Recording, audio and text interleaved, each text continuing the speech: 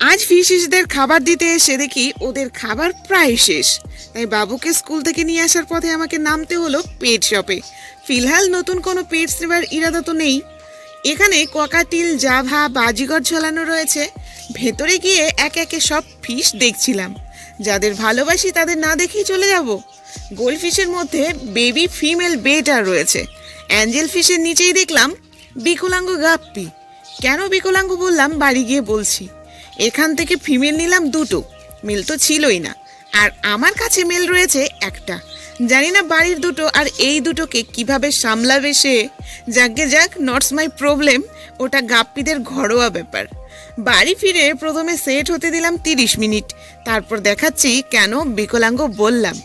ওই যা, একটা তো কাটতে কাটতে পড়েই গেল।